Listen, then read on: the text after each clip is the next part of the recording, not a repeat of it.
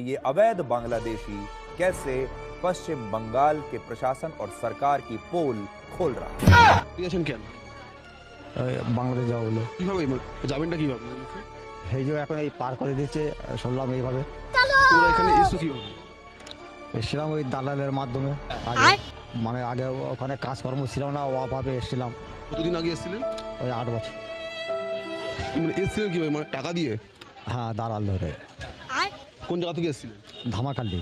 সন্দেশখালী ধামাখালী দিয়ে? হ্যাঁ হ্যাঁ ऐसा मत करो मेरी जान। এসেছিলেন? নদী পথ लाइफ में कुछ अच्छा करो यार। এসে আপনারা প্রথমে এসে কোথায় ছিলেন? সল্টলেক সেক্টর 5। আপনারা কি এখানে ভোট দিতেন? হ্যাঁ ভোট দিতাম কিন্তু এখন ওই হুড়ো তাড়া হচ্ছে বলে এখন থাকতে পারছি না বলে ওই জন্য আবার বাংলাদেশে ফিরে যাচ্ছে। আপনারা ভোটার কার্ড কিভাবে বানালেন? ডকুমেন্টস দিয়েছিল আমাদের পাড়ায় সব ডকুমেন্টস সব দিয়ে গেছিলো দিয়ে ওই ডকুমেন্টস ফিল আপ করে জমা দিয়েছিলাম দিয়ে ওই আমাদের ওখানে একটা স্কুল আছে বাচ্চাদের ওখানে ওই আপনার ওই চার্টে নাম এসেছিলো ছবি সমেত দিয়ে ওই চার্ট ডেকে ভোটার কার্ডটা ওই কোন দলের লোকেরা গিয়েছিল আমাদের কাছে? আমাদের টিএমসির হ্যাঁ, টিএমসির দলে কিন্তু দলের লোকেরা গিয়ে কি করলো?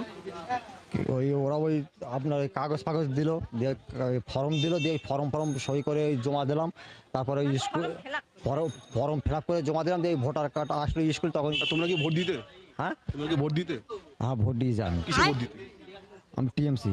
ভোট দিতে? হ্যাঁ